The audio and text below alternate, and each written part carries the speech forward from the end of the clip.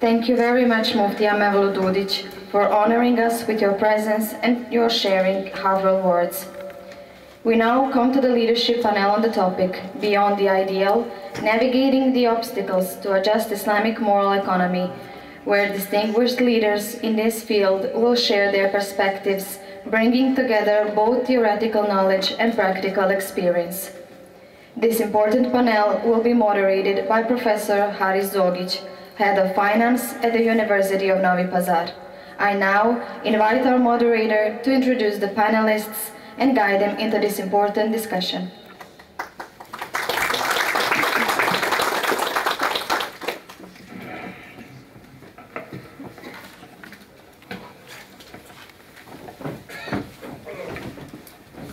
Okay, ladies and gentlemen, so welcome to our leadership panel, Beyond the Ideal, Navigating the Obstacles to a Just Islamic Moral Economy. So in this session, we move from theory to practice. How do we translate values such as justice, equity, and trust into real economic systems? What institutional, financial, and cultural barriers stand in the way, and how can they be overcome? Our distinguished panelists will guide us through these critical questions, offering insights from business, academia, and development practice. So now I'm going to invite my panelists for today's session. They're coming from the UK, the Kingdom of Saudi Arabia, and of course from our city of Novi Pazar. The first panelist I'm inviting is Professor Dr. Fawad KHALEEL from the Edinburgh Napier University. So Professor, please join us on the stage.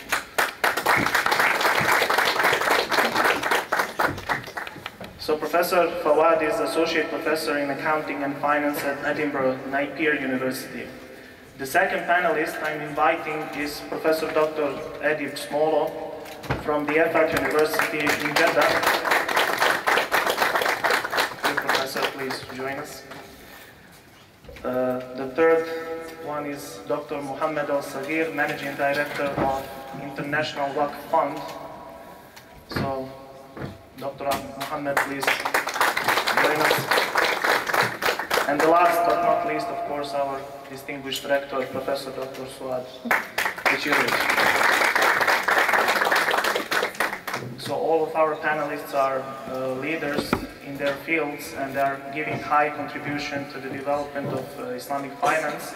And I'm very pleased that we have panelists from 3 different countries today. So when you arrived to the Belgrade airport yesterday, we already started discussions, you know, on the topic.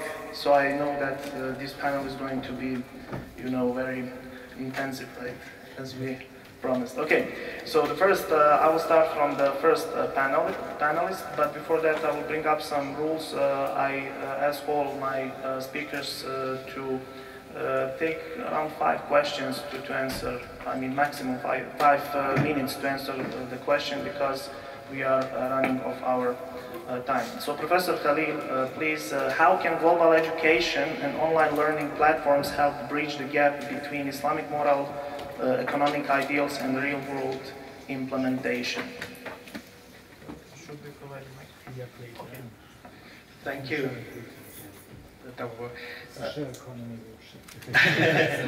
Absolutely. I think it's a really good question. My expertise are in pedagogy, and I think we do have a problem with education, not just in context of Islamic finance, but in a broader context within the Muslim world as well. And the problem, I think, arises with the fact that if you go and ask majority of the Muslims, they will know about riba, right? I think quite a lot of them will be able to recite the verses as well. Quite a lot of them will be able to give you intrinsities of how it works or how to avoid it. But where it stops is that that knowledge does not transform into capability. When you look at the Muslim world, there's no a lot of financial literacy over there. People don't know how to do budgeting. They get involved in informal debt because Islamic finance is quite expensive, and they get into this vicious cycle, and they never recover. At micro level, there's lack of growth, there's lack of using financial intensive investments, there's lack of even managing your life properly from financial point of view. And I think that comes down to the education, because they do have knowledge, but they don't have capacity. And I think we need to transform from this idea, which I think Professor Habib touched upon earlier as well, of this mindset of competency, where we are looking at what we need to do, what laws we need to follow. We don't have mindsets to what we need to do in terms of being creative, improving our lives at a very micro level, specifically for the people who are suffering. And when you look at the stats of the Muslim world, you do see that there's a lot of poverty over there. And poverty is a complex matter. And financial literacy plays a big role over there. And I think when it comes to online education, I think we need education that people can use in their daily life, that people can use to improve their daily life. And I think that's where financial literacy comes in. I think most important thing we can teach everyone around the world, specifically in the Muslim context, is budgeting, because they don't normally use formal financing. They rely on informal financing. They are detached from the financial world because of religious reasons and because the Islamic finance is so expensive. It's not designed for those people. So they continue to live in poverty, and they are majority of us. While minority of us do benefit from Islamic finance, it has made quite a lot of people quite rich, but not majority of us. And that's where I think the education comes in. We need to design education which reaches across boundaries, goes to these people who are living in marginalized communities around the world, and gives them those skill set, makes them entrepreneurial, makes them creative, and gives them the essential skill set that they can live their life and have financial independence. And with financial independence is the first step towards growth. And if you have financial independence, you get capacity building within the economy, households start saving up in a formal setting, that leads to a stable economy within the country. So I think we need to start at grassroots level, and I think education needs to play a big role over there. And only way to reach them is most of the time through online. Okay, so thank you for not being online today. You came from far away, I mean from Edinburgh, from Scotland. And now we're going to Saudi Arabia, right? And the hardest question is how to comment theory and practice when it comes to Islamic finance, because I also have the background theoretical, both theoretical and practical, so there is a sometimes huge gap. So Professor SMOLO, how do you see the gap between the theoretical ideals of Islamic moral economy and the realities faced in Muslim societies today? First of all, thank you very much for having me today here, and I would like to congratulate for the organizing this conference on a very important topic. When it comes to the theory and practice, I think that is something that we can go much beyond, right? In the Muslim world generally, when we look at, like, we have a lot of Muslims who are by names. I mean, be from the local regions we know, like, you know, in Bosnia, around here, we have a lot of Muslims who declare themselves as Muslim, but they are not in practicing Muslims. So this is something that we also have in Islamic finance, right? Theoretically, we have established many systems, not many systems, but many ideas how to go about when it comes to the economy, when it comes to the financing, organizing the businesses in Islamic ways. But what lacks is basic implementation. So we fail on this side. And this could be due to many reasons, right? And I will basically leverage on what was mentioned before, right? I think the main reason for all these faults, and I've been talking about this one recently, is our lack of knowledge, right? And then I mean, the more I'm investigating this one, the more I'm looking at these points, right? I realize that, you know, what is the wisdom of first verse that was basically IMEF. It wasn't about pray, it wasn't about obey, it wasn't about, like, you know, any ibadah, but it was rather learn, educate yourself. I think this is the core element, and unless we address this one, I mean, whole the idea about implementation, because the problem that I'm facing, to be honest with you, talking about Islamic finance in generally, are the Muslims.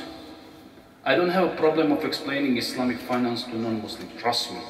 The best example is Malaysia. Dr. Habib already mentioned this is the perfect place. They have whole system. And the majority of the clients, customers in Islamic bankings are the non-Muslims, because they realize the value, they realize potential, and of course that for them is alternative. But the problem with the Muslims is we are just guided with the, at the bottom, okay, how much do I have to pay? They don't care about underlying principles. They don't care about the consequences religiously, right? So they are ignoring this one. This could be subject to the growing mentality, including our region here that were under the communist rule, some other parts that were under the colonial rule. So we are subject, and we are actually dominated by the conventional financial system. And unless, I remember when I was in Malaysia 20 years ago and more, when the Islamic finance was just like 10%, 15%. At that time I was talking with some of my friends, some of the leading people in Islamic finance, right? We realized that Islamic finance cannot actually do much because they are what we call in economics price takers. I.e., you are coming to the market that is dominated by conventional finance, and you have to play the role according to the rules that are established by the conventional finance. Now what we see in Malaysia is actually that the Islamic finance is taking over. So this is what we are planning, like Mufti already mentioned, like this was the dream to have university, this was the dream to talk about Islamic finance. Now we are talking. Islamic finance in Malaysia was, people in Malaysia were thinking about having Islamic finance, but they were really doing they didn't just dream, they stepped in, they were believing and doing the good things, right? So they were taking actions. So they established institutions, they provided the legal and regulatory framework. Now they have a dominance of the market to some extent. Now, this is what I'm expecting from Malaysia, to be honest with you, at some point of time. Soon, Islamic finance will be the one to set up the rules. And this is where we can come and implement it more.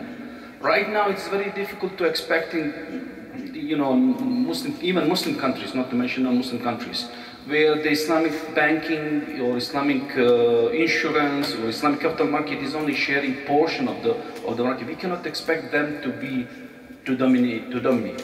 So the rules are set, we need to take them and we need to play by them. And only then we can apply more. So what we need at the moment in most Muslim countries, I believe, is the education. I've been living in Saudi Arabia, and I would be surprised when I joined 3 years ago. We had a program, we still have a program, which initially started as a master program in Islamic finance. And I had students, and we had the general finance track, we had Islamic finance track, and there was another one, I cannot recall it right now, it doesn't matter. Anyway, when I was talking, because I was in Islamic finance, when I was talking to the students, out of 8 that I had at that time, none of them were interested in Islamic finance. We were living in Saudi Arabia. I was surprised, bro. None of them were interested in Islamic finance. Like, what's the point of Islamic finance? And I had to spend like whole semester explaining to them, yes, there is the value. This is something that we are applying. Now, I'm saying this one because if this is the situation in Saudi Arabia, what do you expect in some other countries, right? Because we are always looking at Saudi Arabia as some kind of representative Islam, like cradle of the Islam and everything, right? So these are that should be upfront, but they are not. So obviously there is a lack. We are polluted. Our minds are polluted, right? We need to start cleansing our mind in order to read it. And that's only by the way of educating ourselves, promoting this kind of discussion, having public talks, introducing the ideas, because people are, unaware of what things are, what is it that we are implementing. Then once we have this one, then we can expect maybe to go to the next stage of more implementing. So this is the stage, but we shouldn't be all, how to say, pessimistic, right? These steps are the steps that we are, how much we are going to reach, how much we are going to succeed. At the end of the day, it's rest in Allah's hand. Okay, thank you very much, Professor, for bringing up the importance of education. So this is what we are doing today, actually, because we brought students, we brought professors, and also we brought businessmen. And I think that the education is the key. So when we talk about Islamic finance, we first talk about establishment of Islamic banks and so on. But I think this is the final stage. The first stage is to organize such events to highlight the importance of education. Professor Dr. Mohammad Al-SAGHIR, So Waqf has historically played a key role in promoting social justice. So what obstacles do modern Waqf institutions face in reviving this role today? So we can bring up some examples maybe from your institution or obstacles that you face in the UK. Jazakumullah khair. Assalamu alaikum wa rahmatullahi.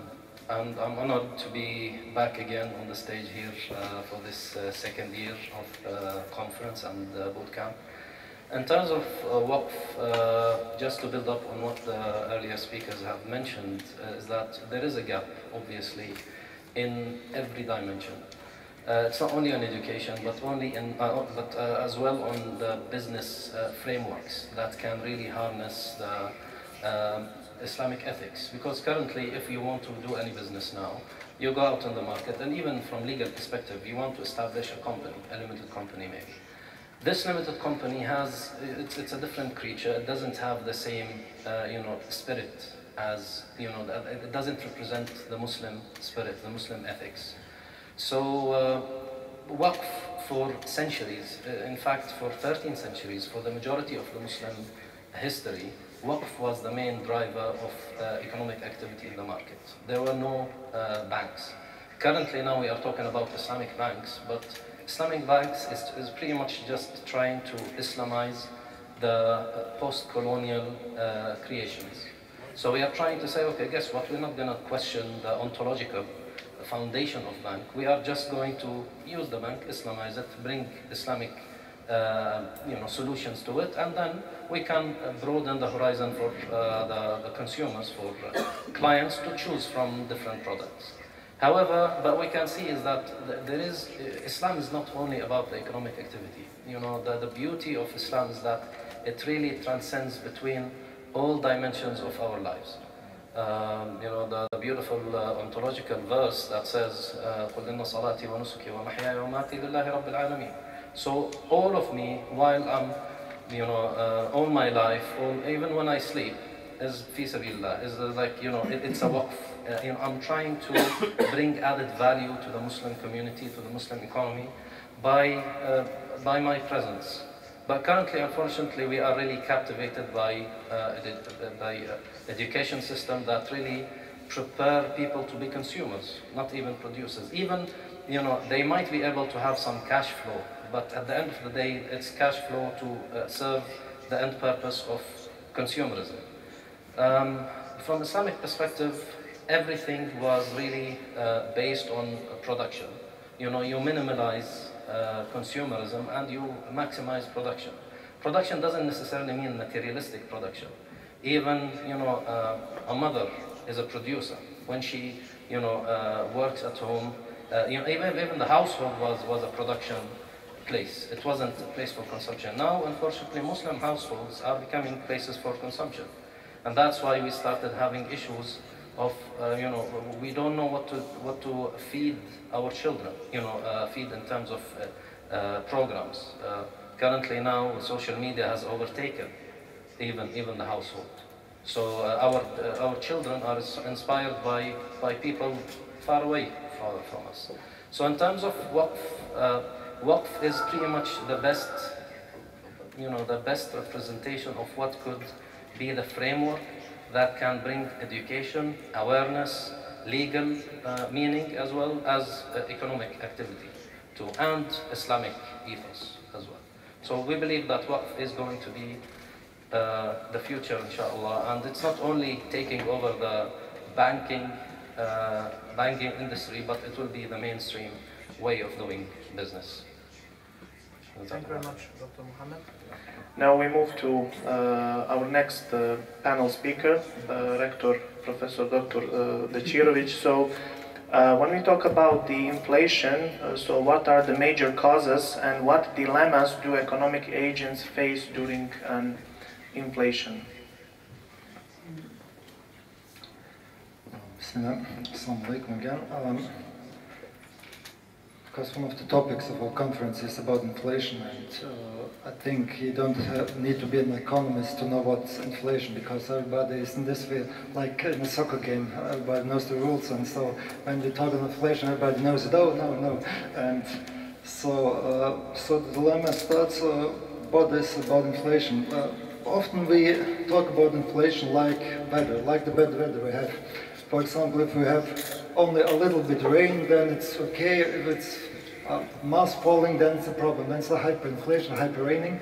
So we make such decisions, and often when we look at what I tried to say at the beginning of my speech, the opening speech, when we look at economics, at least when I was studying, it's often looked as a cause and effect side. We often say, okay, pull the prices down, and you will have bigger sales. So if you have bigger prices, you have lower sales. So we say cause and effect.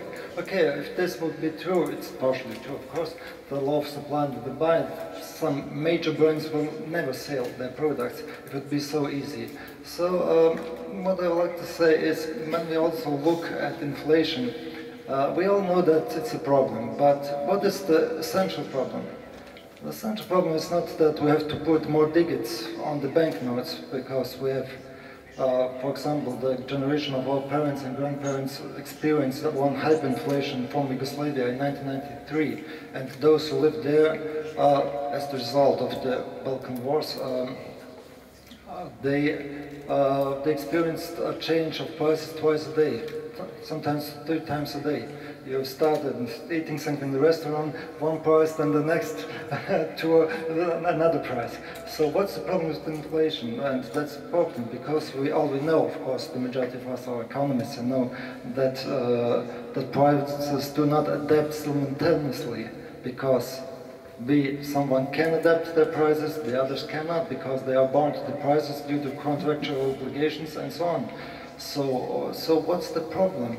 The problem with inflation, I think it's all sometimes interesting to go back to our traditional scholars sometimes. As Dr. Ahmed said, we should sometimes look at our civilization, because many economic problems were treated by scholars at their point in time and mentioned. For example, with regard to inflation, famous scholar Al-Makrizi mentioned inflation and divided inflation into 2 types, which is very interesting. The one is caused by natural causes, natural catastrophes, such as earthquake,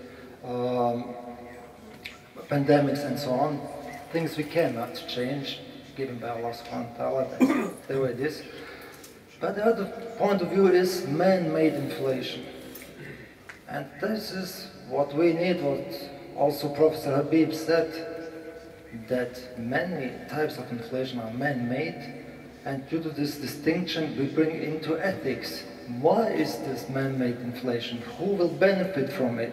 Because he distinguished, for example, one of the causes of inflation are bad governance, because the government benefited from it. At that point of time, especially agricultural economy, he was, to mention, 14th century scholar, and they monopolized the land and raised the taxes. And as a cause, inflation was happening. Who benefited from it? The other is corruption. For example, today we often talk about high prices, high food prices. But when we look who controls the food market, who imports them, what is the structure? What's the cause? Who will benefit from it? Third, one of the major causes, as we all know, is at that point in time was currency debasement, because the then government of Egypt, because it was a metallistic currency system, not printed but minted many foolish copper mints instead of gold and silver, and flooded the market, and who was benefited from it? And so when we look, of course, one of the major causes as we have today is inflation. We have inflation today as a cause of a pandemic. Of course, we couldn't change it. We had to keep the economy going, people had to live, and we had quantitative easing, we had printing money, and so many additional money flooded the market. But over the long haul is who will benefit, who benefited from it.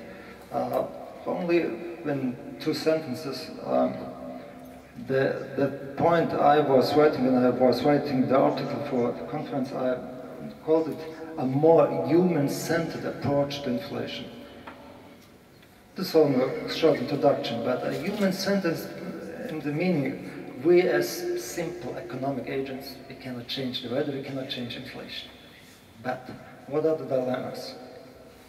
When I am an entrepreneur, I can, for example, increase my prices if I'm in the market position. And I can, if the wages and salaries of our employees are contractually limited, I do not have to raise their wages, I will have an additional profit. So the dilemma for me is, from an ethical perspective, do I have, during inflation, raise also the wages of my employees, or say, okay, keep it going. I will not raise it, I will have an additional profit. The second is, for example, especially for items of mass usage, for example, food, will I use the fact that my products are needed? Will I manipulate the prices or not? And lastly, very short, and here is it, in my opinion, very interesting to analyze also the effect of interest and riba during inflation. We all know when we calculate inflation, we have a base price, for example, the wage, the material cost, and we add the inflation or anticipated inflation rate to it, 5% more, 10% more. But what about the interest rate? We have a 5% interest rate. Okay. When we anticipate a 5% inflation rate, we add this 5% and receive 10%. Okay, people say, okay, 5–10%, what's the question? But we all know we multiplied inflation, the interest rate with the principal. And instead paying, for example, we had a loan of 1 million euros, 50,000 euros, we now pay 10%, 100,000 euros. It's a doubling. And it's not a 5% increase in the mind, because mathematically incorrect, but it's a doubling of the costs.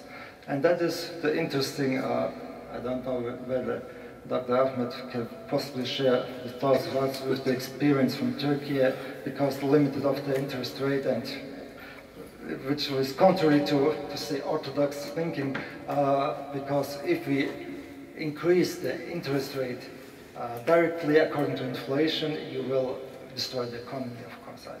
And if you limit it, try to limit it, you try to amortize it. And this is, I think, an important question when we have to change the view we have according to economics. The majority of us, including myself, we are trained according to the classical capitalist economics. But I think, from a strategy of learning economics, Islamic economics, we should also return to this classical economic thinking, like Al-Makrizi, who said, this is man-made, look who will benefit. And there are some exceptional causes, but these exceptional causes, like natural catastrophes, pandemics, they do not occur regularly. They will occur, but we have to look who will benefit from the system. Thank you very much, Director. I'm in a very strange position because I cannot limit his time because I'll lose my job. You will see tomorrow. Okay, so last night we had actually a discussion regarding the inflation, especially in the Republic of Turkey, and we just discussed that it is not just made by the demand, supply, invisible hands of Adam Smith and so on. It is just used as a weapon from strong economies actually to try to influence other countries in order to use it as a weapon, not just in order to limit the potentials of other countries. So maybe in the Q&A session we can discuss this as well with Dr. Ahmed as well. So Professor Fawad, please can you answer the question? So what lessons can Muslim societies take from international experiences in addressing inequality without compromising on Islamic moral values? I think, like, whenever you go to any conference on Islamic finance, you'll see, like, and thing, I think you hear over here echo as well, that everyone acknowledges there is an issue, there's a problem. Some call it failures of Islamic finance, others call it gap between theory and practice, then some call it lack of Islamic moral economy within the financial structure. I think there is an acknowledgement that there is an issue. I think the problem is that we don't understand the issue. And one of the reasons we don't understand the issue is because we have never really engaged with normal everyday people. So what we do is we go behind the closed doors, we put 10 to 12 people from different expertise and we say create an instrument, and then we go to the normal everyday people and we say this is what you need, this will help. And they never even had a single say in the development of it. We don't even understand what they need. So if we take an example of, let's say, a Muslim farmer living on the shore of Lombok, which gets flooded after every 4 years, he's probably an insurance. It's something he can protect himself, or she can protect himself from those floods, those financial constraints as well, or obligations which come after every 4 years. But we never go and ask them what they need. We go in our ivory towers, we create solutions, and then we present it to them. And I think that is the problem. We can't really go towards creating an equitable society or a world for Muslims because we don't understand what their problems are. And most of the time when you see these people, they are so detached from all these conversations that they never have a dialogue in it, they never have a representative in it. So that creates that, so to say, gap or an issue where we are coming up with good ideas and then we are asking ourselves over and over again, that was a good idea, why it didn't work? Why good ideas don't work? And Islamic finance books are full of good ideas, but they don't work because they are not made for the real world where people live their everyday lives in and day out, up and down the country, the challenges they face, which can be solved financially. The financial instrument they actually need, which works for them in their circumstances. We don't create that because we don't know that, because our lives are not like their lives. We live slightly privileged life, we never face those kind of hardships. And then we go in our rooms and package something, a toolkit of financial instruments, and ship it around the world, telling every single Muslim society, this is what you need. And we can't create equitable world. If we need to create equity and equality, we need to co-construct solutions with everyday people who will be using them. We need to bring them into the conversation. Without this co-construction, we can't really achieve anything because there will always be a gap between people who are designing the solutions and people who actually need them, because they never speak to each other. It's a bit like this. I'll just give you one example. And I'm pretty sure it must have happened to you. You go buy a bread, sometimes it doesn't fit in the toaster, sometimes it's too thick. And you think like, maybe people who make the bread does not speak to the people who make the toasters. Because either your toaster comes out to be too big, where you put the bread, or your bread is too thick. So they're never really kind of like, they're never a full batch. Same is happening with Islamic finance. People are not speaking with each other. People who need the solution and people who are in a privileged position to create the solution and people who can finance it. So I think first step towards equality is to treat them equally as partners in creating those products and those solutions. Co-create a knowledge and co-create a mutual understanding with them. Bring them part of the solution rather than somebody who needs to be told what the solution is they need for their life. Okay, thank you very much. Professor SMOLO, so can you tell us what academic or intellectual contributions are still missing in order to move from theory to implementation of Islamic economic models? Again, very hard question for you. Well, I don't think there is any kind of, I wouldn't say that there is something that we really need to do. To be honest with you, given the works of our professor here, Habib Ahmed, that I leverage a lot when I was studying Islamic finance, and pioneers like him, we already have in place many theoretical, many models who have been tested, been analyzed, and statistically and econometrically, to be implemented. What we need is basically action. This is something that we need to take on, next step. So I wouldn't say that we really need to come up with the new models, sort of, right? They're already there. We just need to take them and institutionalize them. What we have a problem is basically lack of implementation. And I'll tell you one example. which I remember when I was working in this ISRA Institute in Malaysia. Our research fellow was Rafa Hanif. Some of the Islamic finance will know this guy very well. He was CEO of HSBC and local banks, big banks in Islamic finance in Malaysia. And whenever we talk about this, okay, what about Islamic finance? You know, we have Mudaraba, Musharak, but actually the banks are not doing Musharak and Mudaraba. And whenever he used to be in position that I'm right now, would say, okay, who wants to finance his project through the Mudaraba Musharak? And then, you know, no one is raising hand. No businessman is willing to enter into Musharak and Mudaraba. Why? Because we have this one from economics, basic economics, adverse selection, you know, this lack of proper information. So if you are a businessman and you already have a good model, you work it out very well, you you establish already work around, you know, to put in place your business, and you can estimate, okay, I'm about to get 20%, then why would you share it with the bank, right? On the other side, those who are like very risky, right, they are not expecting really getting profit at the end of the day, they would be very interested to get the Mudaraba Musharaka financing. So basically he was standing on the stage and asking, okay, who wants to implement? So the thing is that our mentality, I want to share, I want to transfer the risk.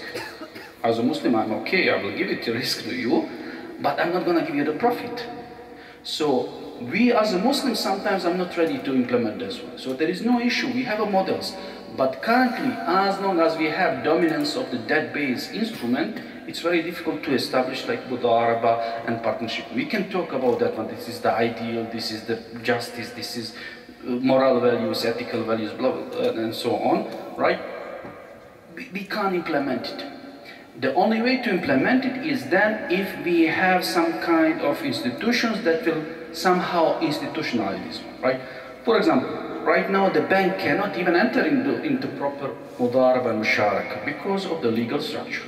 So what we need central bank to come and say, okay, we will put different sort of value or different kind of institutions that will be able to do this one. This is where I like the idea of Lawrence Kotlikov, right? The idea of limited purpose banking. I don't know if any one of you had a chance to read his book. He wrote this book after the global financial crisis. And the main idea of this book, and I wrote a couple of papers, actually chapters, that are linking this one to Islamic banks. I'll try to be very short on this one. So the limited purpose banking, he said, because banks were basically taking the money and betting with our money, and that's why we had the global financial crisis. So he said, instead of having banks, let's convert all the banks into mutual funds. So the bank will be there like one institution, but under the roof you will have cash mutual funds, which means if I want to have a cash that will be at my disposal, I will keep some of my cash in that account. I want to invest in real estate, there will be mutual fund for real estate. And then that would be, because mutual funds are risk-taking, you know, institutions, there is nothing wrong with that one. So at the end of the day, he's saying that, you know, this is when I'm putting in real estate. If real estate fails, actually I'm failing. So I'm risking my money. It's not the financial institution, because we give the money to banks. What happened during 2008, 2009, Prof. Ahmed was also writing a lot about the global financial crisis. You know, they took the money, they invested in all these CDOs, CDS, collateralized debt obligations, and debt swaps and so on. Credit default swaps, but we didn't ask them. We were hoping that the money is there, but they pack it up, they sold it to someone, and we created this, what Dr. Prof. Ahmed, Prof. Abbas Mirahad said, inverted pyramid, right? We had like 60-something trillion of values in markets, but the real economy was only like a couple of trillions. So obviously it was not sustainable. So this idea of limited purpose banking is really something that I was also writing and proposing. This is in line with the Islamic finance. So if someone said that we are trying to basically, you know, Islamized, like ontological, right? The banks that are not supposed. To be honest with you, sometimes I'm asking, is there such thing as an Islamic bank? Let's be thinking about, right? Originally there was no Islamic bank originally. We had the mutual or two-ways contracts. Now we try to make it tripartite, right? Or what we call this two-tier mudaraba, right? The model that was Najatullah Siddiqui suggesting and similar, right? So we are trying to institutionalize something that wasn't originally there. But if we reinvent, but that is very difficult, right? So now we need institutions that will come. So hopefully at some point of time, which doesn't mean that we are not on the right way. We need to deal with something, we need to provide solutions. But at some point of time, we might be like, you know, making complete shift from what we have done currently. So coming back to the question, I don't think that we need to come up with the new models. What we need is to give a chance to the models that we might have historically, new ways implementing, and try. Test it somewhere. So we need the volunteer, we need the political will, we need institutional support. Academicians, to be honest with you, we can now sit down and work out the model. Let's work it out, what do we need, and come up with some kind of blueprints. But unless someone takes that blueprints and tries to implement it, it will just be like, you know, some academic work that, you know, has no life in the real world. Thank you. Yes. Again, strange position, because I cannot limit him as well. Because I'm defending my PhD thesis tomorrow in front of him. Okay, thank you very much. I like your point that we are not ready to transfer the possibility to lose. For example, most of times we criticize Islamic banks that they are not implementing musharaka or mudaraba, that they are implementing debt-based models. But from another side, what we discussed last night with Professor Dr. Ahmed is that we as depositors are not ready to go to the Islamic bank, and if the bank tells us, okay, you can deposit your assets, but there is possibility that you're going to lose, you know. We are not ready. But we are criticizing Islamic banks when it comes to asset disbursement, distribution, or giving loans and financing corporate, retail, whatever. So we are not ready to accept the risk. This is the point that This is exactly why I mentioned this example of Rafa Hani, because he was sitting in Malaysia, which is very much advanced, and he was asking, okay, I'm the bank, I'm going to take a risk for myself.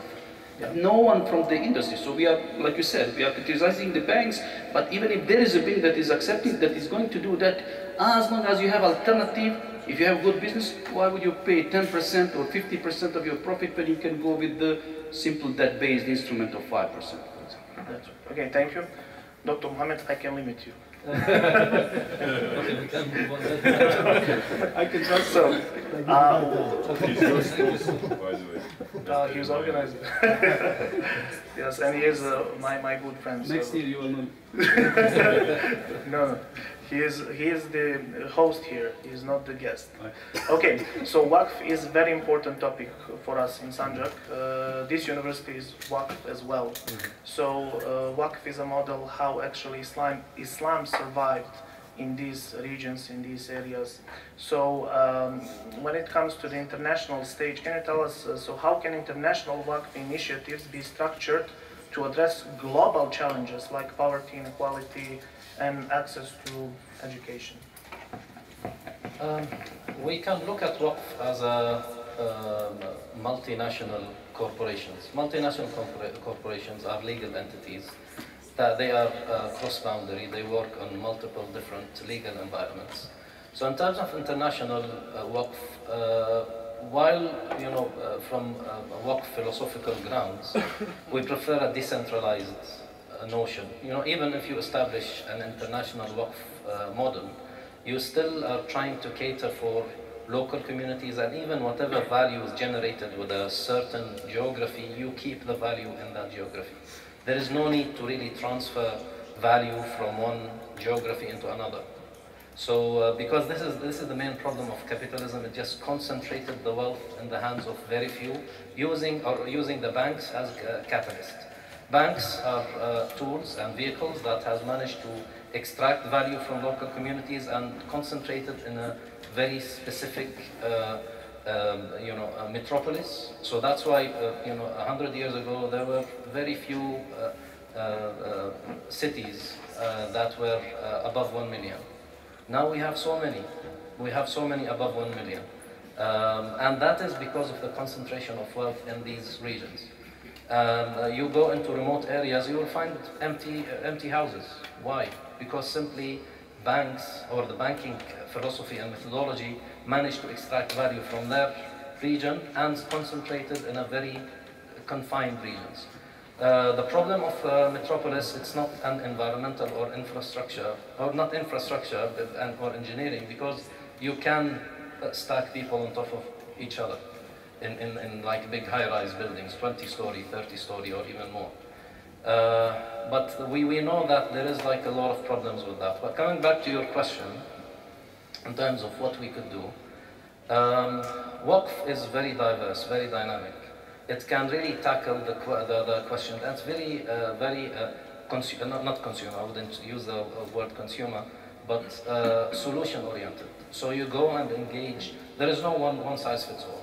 I cannot say that there is like one model of Waqf that it has to be spread. You have to go with customers and try to really establish Waqf models that really work for them, listen to them, see what's the budgeting that they need. You know, when I first came to the Balkan region, I was surprised by the amount of opportunities that you can have. But we have a problem here with the population. We don't have a lot of people to really extract the value from surrounding resources. So, and I believe it's not only because of the war situation, because of the history, because of the all of the geopolitical dynamics, but even we have to educate ourselves. This is pretty much similar to Palestine. It's a what do you call it? It's a thagr.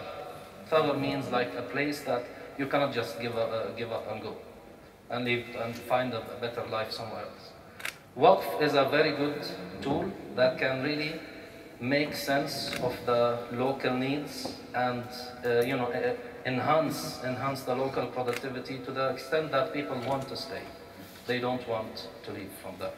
So I believe that building and you know, we can be as an international Waqf service provider, we can help local communities thrive, but our main achievement is not how much we generate revenue from these encounters, but pretty much how much we can generate meaning for the local population. This is how we become rich. Yes, this is very important. So based on your experience, are there any innovative models that you prefer, that you like, that you propose to us, for example? Well, tomorrow we will have our boot camp. We have a long 2 days to really inculcate. As I said, I don't have a one-size-fits-all solution. We have to really establish what is needed, what are the problems that need solutions, and then help local experts, local businesses to develop the tools needed for them. And now it's available with a fraction of the price. Now with the AI, with all of the technology, we can develop solutions, you know, in mass. So, but to answer your question, there is no one size fits all, I would say. Thank you very much, dear Rector. Okay, so so can you give us the answer regarding the following question? So what is the major stabilization force in an Islamic moral economy? I will be short. You have 2 hours at disposal. These guys are patient. The question, in fact, what I said earlier, I think we have to be honest to ourselves. When we look at the mirror, whether we are honest to ourselves. How do we behave under special circumstances? When we had the pandemic starting, here for example in Novi Pazar, there was a rush to buy flour because someone said there will be problems in the supply chain, and because we like to imitate each other, everybody was rushing to buy flour, not knowing that Serbia is one of the major exporters of wheat. If we have something, we have wheat. So the problem is when we also look at the religious text of the Hadith literature, the first Hadith always starting about the niyat, the intention. What is our intention? Do we want to manipulate to monopolize something under certain circumstances. We are sitting now here, it's beautiful, everything is beautiful and so on, but when we go to the race in the practice, are we honest to ourselves? And I think when we talk about inflation, how will we behave under certain circumstances? If we have the possibility to make fast money, for example, speculating with cryptocurrencies, will we accept it or not? If we have the possibility not to increase wages, to hire lower wages, is it morally okay that we are talking, I fully agree with that, about ethics, about akhlaq, moral. How morally are we in practice? And this is the taqwa. We have to be the continuous awareness that Allah subhanahu wa ta'ala watches us, and we will be held accountable for each our deed. You can install 100 CCTV cameras in a room, but those who want to go the other way around will always find a way. They are always 2 steps ahead, and that is the question of our moral compass. And for example, we've got riba, Allah subhanahu wa ta'ala forbidden it. When you look at inflation, when you only look at the supply chain of a product, every company in the supply chain who takes an interest loan will, in the case of inflation, increase the interest rate, and we will multiply double the prices. So interest is the major cause of inflation. Not only the change of the central bank rate. The majority of banks is not dependent on the central bank to have money. They have got enough money. But one change has enormous consequences on the whole economy, because money is the standard medium of exchange. So everybody uses it. We can change the prices of, for example, energy prices. Of course, almost every economic agent is using it, but somewhat more or less. But money everybody uses. And so we have to look also this perspective. To put it shortly in the words of, I like to read the book called Natural Economic Order, Sylvio Gesell. He was a German-Argentine entrepreneur, in fact. And when he looked at his prices, he saw that the prices of his goods changed rather due to the interest rate and not of the quality of his goods. And he has an interesting thought, as explaining the causes of interest, because he was anti-interest, not due to religion or anything, due to economic reasons. He said the fundamental, I will rephrase it, the fundamental thing about exchange is we know we possess something the other side wants. Even if I do not need it. For example, I inherited this furniture, I don't need it, but I know there's a value. I will use my position to get the maximum price. And when we sometimes talk about riba, when I read some works, they say, okay, when there's a poor debtor, okay, they don't have enough income, sufficient income, okay, interest is increasing the price and so on. But if Apple, IBM, Tesla and so takes a loan or gives bonds of about $5 billion, they are big companies, they should pay interest. But everybody has to pay interest because even though a small saver has this money which everybody needs and which he can hoard and take out of the market and ask for a price and manipulate with the price. And so everybody, to get back to the thing of imitation in the economy, even if we've got many small savers, every bank knows we have to convince the holders of money how to get the money, And if you do not convince it, they will hoard in a sense, keep it at home, keep it in another country, and we are dependent on it. And so the question arises always how we will behave under such circumstances. How, for example, and to finish with this sentence, for example, the hadith where Rasulullah says it is forbidden for, man from the city to intercept the caravan and to buy the goods in advance. Okay, this is what we call in modern economics asymmetric information. The man from the city knows the price, the man from the caravan, former times but not long ago, doesn't know the price in the city. Okay, do we under inflationary conditions, when we as educated economists, managers, entrepreneurs know the inflation rate, know the effects, will we say, dear customer, inflation? Okay, I will try to limit the price. Oh, okay, dear customer, that's the price. I have my children to feed. Will I use my market position? Will I manipulate with the information I have, or will I share the information and especially the knowledge I have? Okay, thank you very much, Director. This is a very important point that actually the interest is the main cause of inflation. We are profit maximization driven, and I remember the words of Rahimahullah, Professor Dr. Veli Defendic. He passed away, I think, 4 years ago.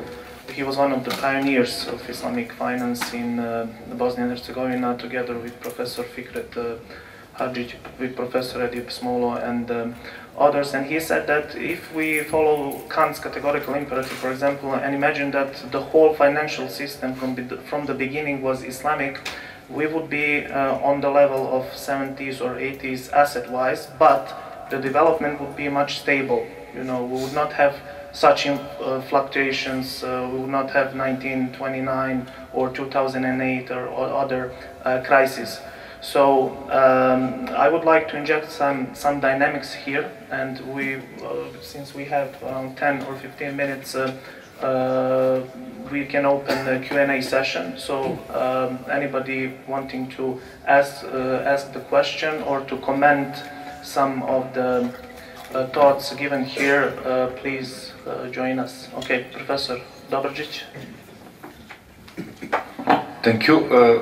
I will ask my friend, my colleague, and the rector of University of Novi Pazar, because he spoke about very interesting topic. It is inflation. We are still in global inflation, and I think that he knows that very good. But maybe he don't mention it, and what he thinks about crashing of Bretton Woods system, which happened 50 years ago. I think that that event the most crucial for the inflation now. Of course, not at this moment, because as you know, they have possibility to stamp money without control. So everything what we lives now, I think that most things which actually have the big impact on inflation today is crashing, and everything what's happened after that, you know, that oil shocks, and actually we live in the era of petrodollar.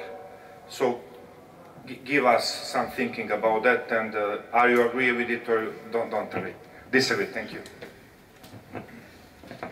It's a big question, so we would need not days but years, and I think at the end we will not agree. To keep it shortly, often when we talk about inflation, we compare the gold price, and we look at the gold price that hits record levels. We know more than 100,000. Gold is, I think, in almost every Muslim society is very, very interesting and as an investment. But I think what's the problem? Only to return about money. When we teach our students about money, we say there are two essential functions: standard medium of exchange and as a store of value. But nobody teaches these are two contradictory functions. It cannot be simultaneously a medium of exchange and a store of value. Either it's one or another. And when you talk about gold, when you have the money, you use it, it's fulfilling its function. Imam Ghazali in his Ihya al-Ulumuddin explains it perfectly. And if we keep it at home, nobody can use it. It's that money from the point of view of economics. It's no medium of exchange anymore. So the Bretton Woods system, and on the tourist part, and I think when we now look at gold, for example, at the gold price, we look at it as an investment, not as a medium of exchange. If we would return it as a medium of exchange, today's economies would not work. There would be many problems, because even during materialistic times, for example, Islamic countries introduced fuller's copper money in order to have enough money for exchange. Or you will return to other substitute in nowadays digital money and so on, in order to finance the economy, to have a medium exchange. Because people, when they have gold, they can store it at home, not for years, but for thousands of years. Here, for example, during Roman times, because this part of the world was part of the Roman Empire, when they find the gold 2,000 years old, it's still valuable today. So you can dig it and go away, keep it for generations, and you will have. But from the economic point of view, it is that money you cannot use it for exchange. And the Bretton Woods system, I think the metallistic or gold-based system is not the solution to our today's problem. To keep. And the other answer is the Bretton Woods system is a specific system which was designed, as we know, in 1944, especially for the US to dominate the markets, for US dollar supremacy, and not for the good of the world. Because there were fixed rates. For example, in Germany, it was the rate was $1 for German marks, and the real rate was $1 2 marks. So they had cheap imports. Yes, they bought Mercedes and so on, but it was only benefiting one country, which now tries to reduce its import deficit from these times, because they import much more than they export. So I think with regards to inflation, there is no ideal answer. The major problem is still man-made, and it's the problem whether those who can make decisions, whether they are just or not, whether they are oriented to the general benefit or not. Okay, thank you very much. I saw Professor Sarah hand. She's okay. Najat, after her. Thank you very much. Thank you for this amazing panel, and thanks also for the introductory comments. All really inspiring and insightful, so off to a brilliant start. Thank you. I want to ask a question, Edib, about the comment you made about moments when perhaps Muslim businessmen, business people, see, for example, profit and loss sharing or other options and opt out because it comes at a personal cost to them, or potential personal cost. And thinking about this within the context of this panel, would you say that this is a structural obstacle in the sense that they don't have potentially other avenues that can be still fulfilling personally, or is it more of an ethical or moral question to them? And I'm really especially interested in the latter potential, or if it's something else, but I'm interested in the kind of ethical or moral perspective, which we will dig into in the next panel, of course. But are people somehow, or are business orientations more personally oriented about my own bottom line than perhaps they have been in the past? Or like, how do you account for this reluctance, perhaps, to do the right thing? I mean, of course, this is a tension rife in our world in general. Do you buy from Amazon knowing that the costs are higher for the environment or whatever? So how do you make sense of that reluctance? Well, I think, I mean, thank you for the question, but trying to think of what would happen, right? I'll try again to connect to something else. Prof. Abbas Mirahor, who was my professor, well known in Islamic finance, at one point when we have the Quran and economy subject, right?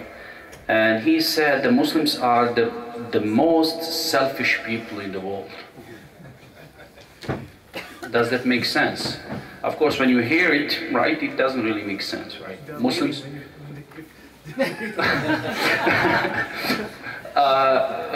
It doesn't make sense from the Islamic point of view. But then he said, he continued and explains, look, we as a Muslim, what do we want? We want to go to Jannah. And we don't want to go to the Jannah, just Jannah, we want to go to Jannat al-Firdaus, to the highest way. And that's why he's explained we are more selfish. Now, this is moral, spiritual way of looking at it. Now, bringing from your question's point of view, at the end of the day, we are human beings, right? And all these businessmen, regardless they are Muslims or not, they are basically motivated by the profit. Because at the end of the day, if I don't have a profit, what's the point of me engaging in this one? So, coming back to the example that I gave, as long as you have alternative, this is the problem. So there is no issue about, it's not just ethics, it's basically profitability issues. It's just, what is best for me. I'm looking for the best alternative. So why would I share the profit with you? Regardless if it is 30%, at the end of the day, if I'm making 20%, that 30% might be more than if I just go and make arrangement through the murabaha or something else, right? And let's ignore that part again. This is what I'm facing with the Muslims. If they have Islamic financing that says, okay, you borrow certain amount, you have to pay, let's say, 5% at the end of the day. Then you have conventional bank that is giving you the same financing and they are charging you 4.9, let's say. They would say, okay, what's the point? How is the Islamic bank like worse than? So what happens, yes, we are Muslim, but many times we are simply just humans, right? We are looking, okay, what is the best price? In this region, generally, those who are in business, they know, people are just looking for the cheapest product. Maybe this one is ethically better. I was discussing last night with my colleague that I was traveling from Skopje, Addis. We are talking about Palestine cola that has been imported here. But it turns out that Palestine cola costs like 80 cents, while the normal cola is like 50 cents. So yes, we will boycott for some point of time, but some point of time we'll say, okay, what's the point? What do I get in return? So I might not buy the Coke original, right? I will buy some other drinks, local drinks like gazosa, right? I need, okay, or something like. You get my point. So basically, at the end of the day, it's not just the moral, right? Very few people we have. I mean, there are some Muslims that are completely against Islamic banks. They don't buy that idea completely, so they don't want to have any kind of interaction about it. So it's not just about the moral at the end of the day, as long as we have alternative, as long as we have this dual comparison, unless we come step forward and say, look, from today there will be no debt instrument, or debt instruments will be limited to certain amount or certain area, and this is how we need to interact. To have more stable economy, what was mentioned here, right, that, Haris mentioned this, if we had the Islamic sort of, we would have less of this cyclical or this, the movements and crisis, because it will be more stable, because it's linked to the real economy that is followed. So we share in the risk, we share in the, tears and happiness and everything, but that's the bottom line, I would say. Professor Fawad wants to add something. Just can I add to that, please?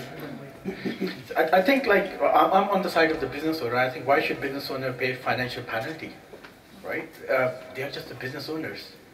And I think, why do we expect them to pay financial penalty for the institutional failures? Because the failure of Islamic finance, in a sense.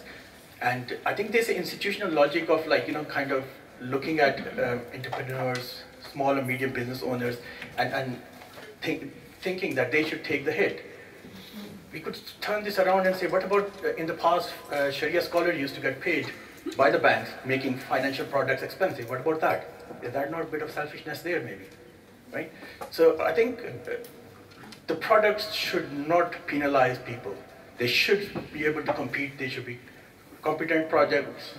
And if they're not, then it's the problem of the product, not of the people.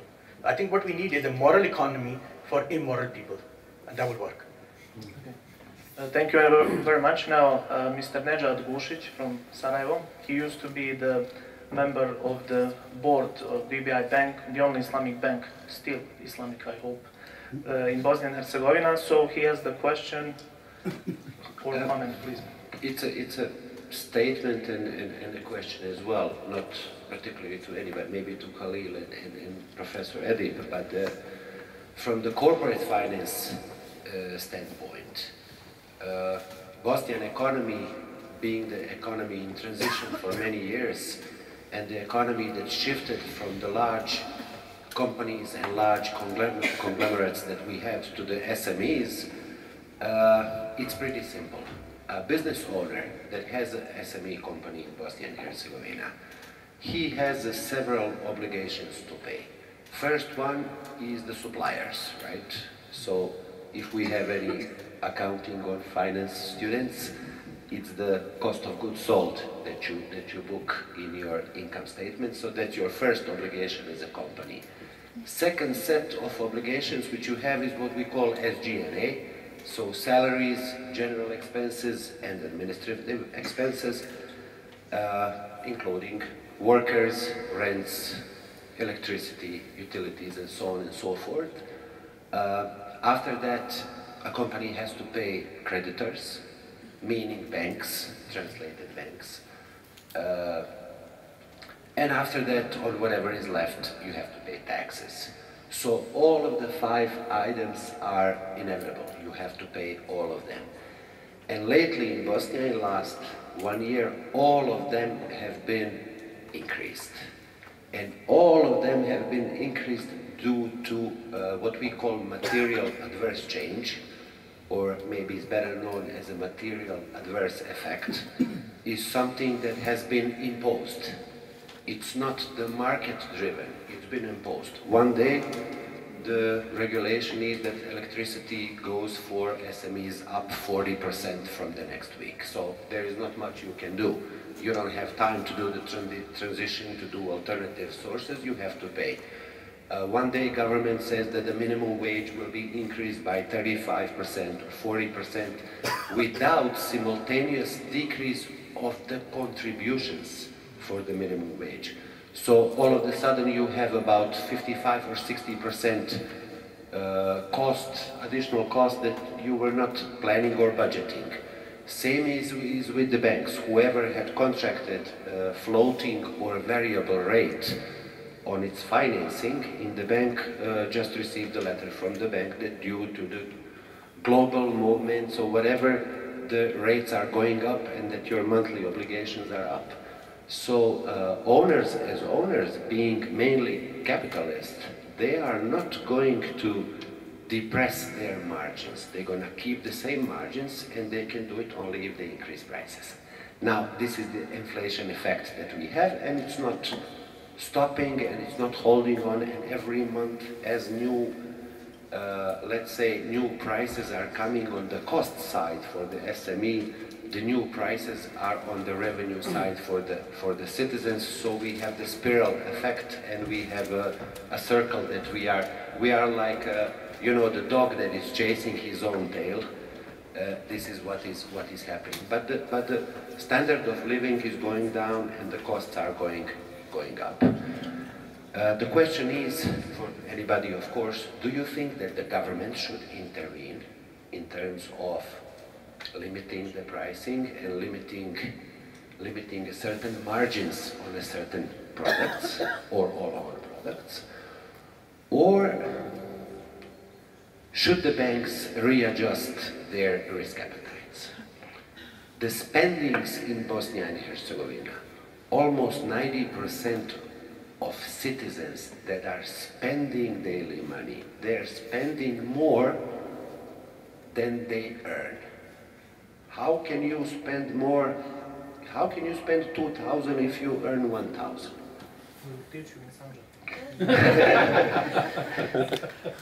Because you reach for the debt, right? You take a general purpose loan, you have that money available on your account, you have a credit card, and you go around and you spend, every month you spend more than you have. You have overdrafts or whatever. If the bank would be more conservative, if they would stop, let's say we are speaking about commercial lending, so if they would stop with the general purpose lending, and in that sense limit the spending of the people, would business owners decrease prices? What is the better option for the economy, for the real economy? I think, I speak about Bosnia, but I think it's the same in the region. Is it the intervention of the state, or is the changes of the risk appetites of the banks? Thank you. Okay, so Professor KHALEEL wants to answer, Professor Edib. And I would like also, Professor BE쪼IROVIĆ, because in our country the government actually intervened when it comes to limiting the profit margins and prices of some goods. Right. No, absolutely. I think you can give a better context. I can just answer it generally. I think that there's a continuous debate in economics as a discipline. Like most people agree government should intervene, but what's the extent of that intervention? My personal views is slightly different. I think SMEs is the backbone of every economy. Currently, the kind of global economy we live in. China is the biggest example why China is the China. And when SMEs take risk, they take risk on all of our behalf. When they earn money, we benefit in the economy as well. So I think they are the key players. If we put more regulation, we squeeze them.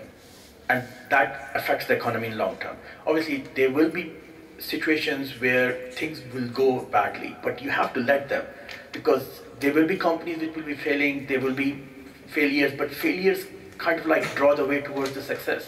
You will have more entrepreneurial activities coming in, and I think majority of the time when I look at the economies of the Muslim country, again I'm generalizing a massively sweeping statement, but I think most of the time it's regulators' fault what the problem we are in currently in majority of the jurisdictions, because either they over-regulate or they think they can fix the problem without even understanding the problem.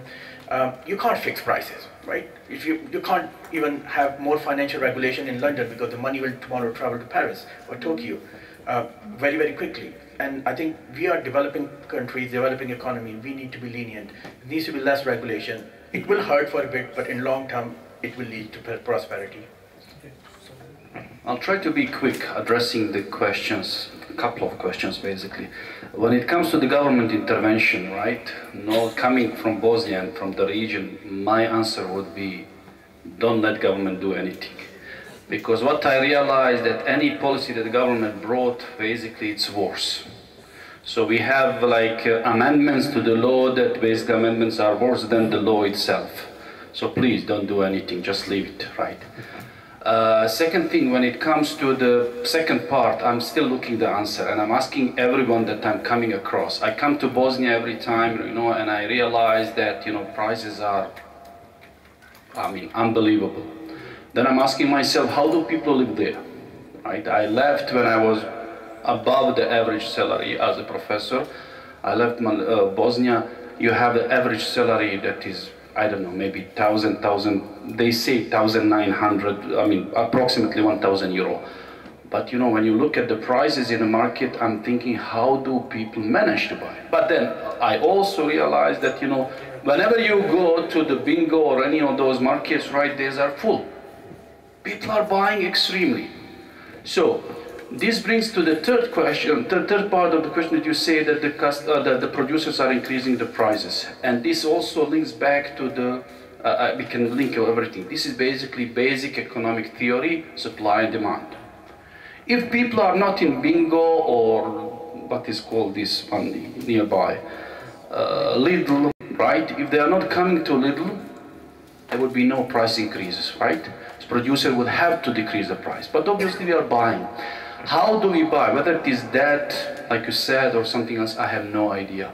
But something is really going to be, we are expanding. So this is where also Islamic finance could happen, but unfortunately we are trying to replicate because there is demand for the general expenses, like you said. So let's produce the product that will provide. So now we have, at some point of time, I remember the Sharia scholars were discussing about financing Hajj. In Malaysia, like they have financing for the Hajj. For God's sake, you are supposed to perform the Hajj without the debt. You are going to the Hajj and perform the Hajj and you will be indebted. What kind of Hajj is that? Doesn't make sense, right? But sometimes it's just, okay, let's create a way, there is demand for that. So if we stop going to the shops, I'm sure that it will go back, they will be reversed. But as long as there is demand, halas, it will be reflected in the market. What's happening in Serbia, Professor? I fully agree with my predecessors, and I think that I cannot answer the question without analyzing the market structure. As Najat said, we are transitional economies. I have 44 years. Of these 44 years, I think since '89, So we are 36 years in transition, so I don't know other times. How did our economies evolve from former Yugoslavia? To be honest, with all due respect, those major players, with all due respect to exceptions, many of the major companies did not grow because they were great entrepreneurs, because they were artists in the right time and were able to make money under strange circumstances. And so now they have the market position to change prices. When you look at the supply side, we look, for example, Serbia, which is a major agricultural producer. We've got two companies which own more than 20,000 hectares of land, which they bought very cheap. And so you control production, you control this, and you can now say that our government said we will limit the margins at a certain product, but I think it's same as Edib said, like our boycott of certain brands. It will take 1 month, people will be happy, and then we will return the prices and return increase it additionally, and it will be higher than before, and nothing will happen. And with banks we cannot say anything. As Fawad said, they will leave the country. With regard to food and all these goods which we need every day, there are monopolies which happened and which evolved especially during and as a result of the dissolution of former Yugoslavia.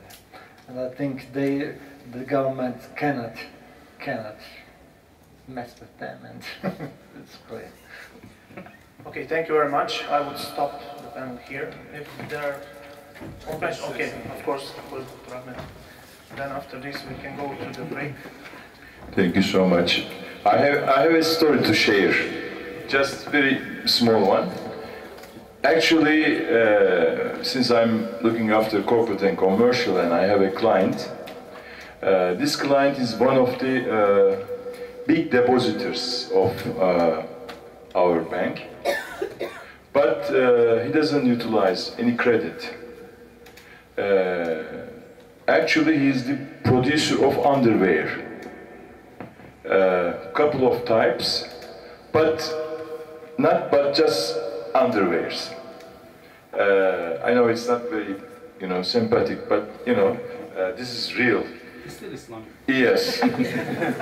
And actually, he has wholesalers throughout Turkey, maybe 80 cities. We have 81 cities actually. 81 cities. He has a wholesaler, and he just shared with us that in 1.5 years he did not increase the price at all. In Turkish economy, he did not increase the price at all. What kind of producer and seller of that guy? I think this is really related with the behavioral economy and some kind of solidarity. And because that guy sees that company is not just himself and his children or wife, whatever. He just considers that company with that 81 wholesalers, and together with their families, and together with their employees maybe. So what happened during that era? Even though he did not increase the underwear prices, cotton prices went down due to global cotton prices. And he has just producing, from cotton, is producing what?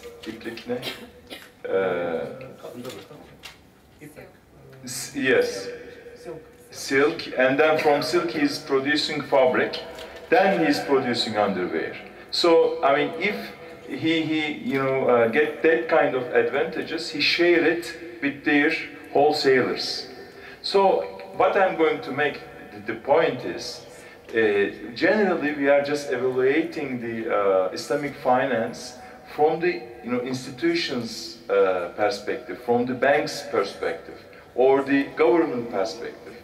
Actually, being Islamic is, in my opinion, it's very related with how the companies and how their owners behave and affect their, economical, how to say, privileges. What kind of things they give importance, and for instance, you just minimize and balance your profitability, and you keep that community. This is exactly a community that you are going with that, and we just live with that. He's still happy. He's so wealthy, and he still have huge network with 81 wholesalers. Yeah. Can I just add a small thing? I know we are late. You're starting the fight between. No, I just want to mention, the discussion is very interesting on the price control and those things, but it seems you're more looking at the goods market and how consumers are buying more and sellers increasing prices. But I think key problem in this equation is monetary policy. And the overall inflation in the economy goes up when you increase the money supply, debasing the money which you mentioned. And I think that is one of the key problems we have, other than, of course, the real economy problems. Like in Turkey, I think the inflation rate was 100%. I was talking 30%. And it is the result of monetary policy. So, yes, government has a role to play. The role is not to interfere in the goods market, definitely in the money market.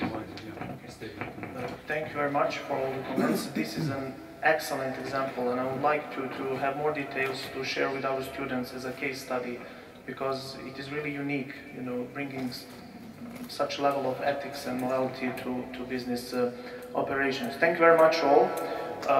Just a short sentence. When Professor Edib mentioned that we are selfish and we want to achieve the highest levels of Jannah, just the word Edinburgh came to my mind.